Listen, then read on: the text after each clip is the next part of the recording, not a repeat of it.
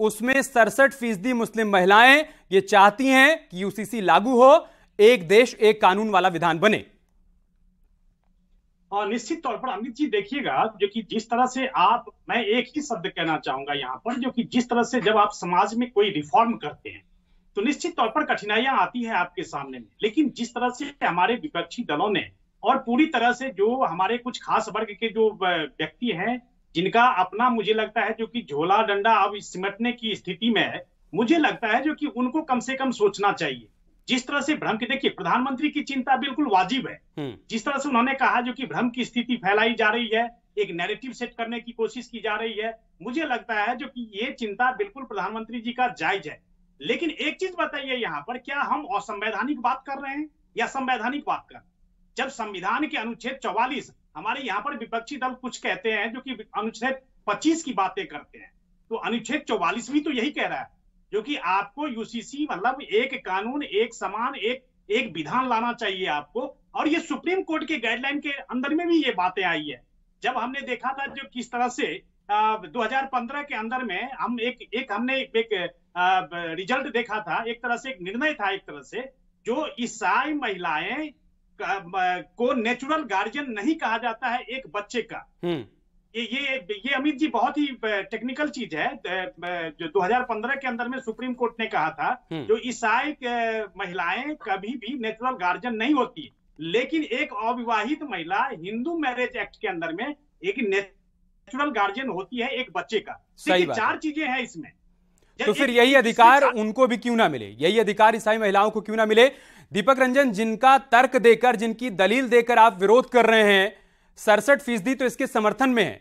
मुस्लिम महिलाओं का यह कहना है कि हां यूसीसी लागू हो और तलाक, विवाह, गोद लेने, विरासत सबका एक ही कानून हो। तो फिर आपके विरोध का आधार क्या रह गया? देखिए अमित जी, अगर ये in the interest of Indians है तो हमें इसका कोई विरोध नहीं, लेकिन आज की तारीख में जिद दिख रहा है क्योंकि कहीं ना कहीं ये interest of Bharatiya Janata party दिख रहा है, क्योंकि भारतीय जनता पार्टी की टाइमिंग और मंशा पे हमें सवाल है।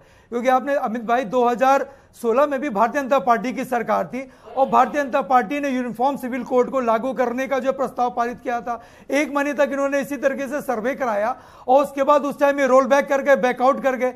तो आखिर ऐसी क्या बात थी? देखिए अभी जो भारतीय जनता पार्टी जो दिखाना चाहती है, जो बताना चाहती है, हिंदू मुस्लिम जो करना चाहती है, आज मैं देखता हूं देश के सबसे बड़े न्यूज 18 नेटवर्क में आज उन्हीं चीजों को दिखाया जा रहा है। क्या अल्पसंख्यक समाज में सिर्फ मुस्लिम समाज ही आता है? क्या आदिवासी समाज नहीं आता? क्या जैन समाज नहीं आता? क्या बुद्धिस्ट समाज नहीं आता? क्या क्रिश्चियन समाज नहीं आता? ऐसे खासी समाज नहीं आता? देखिए ऐसे बहुत से समाज कि जिनसे राय मशवरा लेकर के और फिर इनकी तो केंद्र में सरकार, इनकी संख्या बल है, मॉनसून सत्र में ये लेकर के आए और इस पर पार्टियों से विचार आए, पार्टी का अगर विचार इनके सहमत होते हैं तो ही में गो अहेड। लेकिन अगर पार्टियों में इसमें वाद विवाद है, पार्टियों को लेकर के अगर इसमें असमंजस है, कोई ठोस प्रस्ताव अभी तक इन्होंने प्रस्तुत नहीं किया, इसका स्ट्रक्चर क्या है, इसका मसौदा क्या है। देखिए खासी समाज जो होता है वो दलित समाज के 6ठे पायदान पे आता है। खासी समाज एक रूढ़िवादी, उनकी अपनी रूढ़िवादिता है, उनके अपने रिवाज हैं, उनकी अपनी मान्यता है, उनकी अपनी परंपराएं हैं। उनकी परंपराओं में यह है कि जो उनकी सबसे छोटी बेटी होती है उसकी संपत्ति का उसको संरक्षक माना जाता है। अमित भाई, तो क्या उसको इसमें शामिल करेंगे कि नहीं करेंगे? और उसके सरनेम के साथ उसकी मां ये अच्छी बात है कि आप ये सारे सवाल उठा रहे हैं, लेकिन विरोध से इतर इन तमाम सवालों को लेकर, इन आशंकाओं को लेकर लॉ कमीशन के पास जाइए ना। राय तो मांगी जा रही है, राय शुमारी इसीलिए तो हो रही है। आपके मन में जितने भी सवाल हैं, जितनी भी आशंकाएं हैं, वहां जाकर आप उस पटल पर रखिए। उसके बाद ड्राफ्ट तैयार होगा, संसद में आएगा, वहां इस पर बहस होगी, तब जाकर कानून बनेगा ना। लेकिन जो भ्रम फैलाया जा रहा है, उस भ्रम को फैलाना कहां तक न्याय संगत है, कहां तक सही है? ठीक है, मैं फिर से आऊंगा आपके पास, मैं फिर से आपके पास आऊंगा। ऋषभ, विरोध में जितनी बातें कही जा रही हैं उन पार्टियों की तरफ से जो यूसीसी की चर्चा होते ही विरोध में उतर आई हैं, इसको लेकर वो तमाम मुस्लिम महिलाएं, वो बुद्धिजीवी वर्ग क्या सोचता है जिनके बीच में आप पहुंचे? क्या वो इनके विरोध के आधार को सही मानता है या फिर वो कहता है कि नहीं, यूसीसी पर सरकार को आगे बढ़ना चाहिए? ये तमाम विरोध, तमाम आशंकाएं संसद के पटल पर उठाई जाएंगी या फिर लॉ कमीशन के पास जाकर आप रखिए, लेकिन फिलहाल इस दिशा में आगे बढ़ना चाहिए। क्या कहा उन्होंने?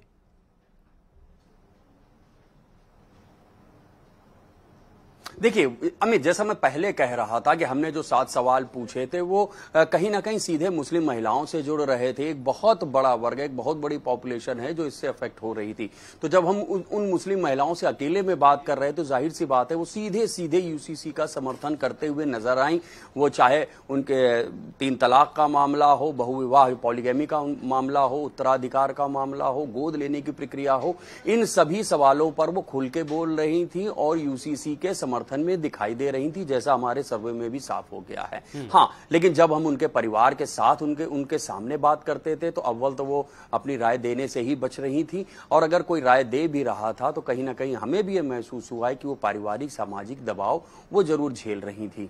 तो अब जैसा प्रधानमंत्री नरेंद्र मोदी की ओर से कहा गया है और लॉ कमीशन की ओर से कहा भी गया है साफ साफ, आप अपनी राय दे सकते हैं, रायशुमारी जारी है, तो जाहिर सी बात है राय देना चाहिए। लेकिन अभी तक ज्यादातर जो मुस्लिम धर्मगुरु हैं या मुस्लिम पर्सनल लॉ बोर्ड से जुड़े हुए लोग हैं वही सामने आ रहे हैं। एक कोशिश जरूर न्यूज़ 18 ने की है, अब देखते हैं कि ये कहां तक अब हम इसको आगे बढ़ाते हैं। और अभी इस चर्चा के दौरान ही हम सबको सुन रहे हैं तो एक जो मुस्लिम महिला हैं, जो स्कॉलर हैं, वो समर्थन करते दिख रही हैं। वो खुद ये बात कह रही हैं कि हाँ, हमारे पास इस तरह के मामले आते हैं कि जहाँ पर बहुविवाह जैसी बातें होती हैं जिसका महिलाएं विरोध करती हैं। तो वहीं एक महिला स्कॉलर ये भी कह रही हैं कि ये बहुत ही कम देखने को मिलता है, ये बहुत रेयर मिलता है। तो कहीं ना कहीं अगर कॉन्फ्लिक्ट है तो वो कॉन्फ्लिक्ट भी सुलझेगा और उसके लिए संसद ठीक है ऋषभ, ठीक है। पहले सवाल का जवाब जो आया वो हमने दर्शकों के सामने रख दिया। हमारा दूसरा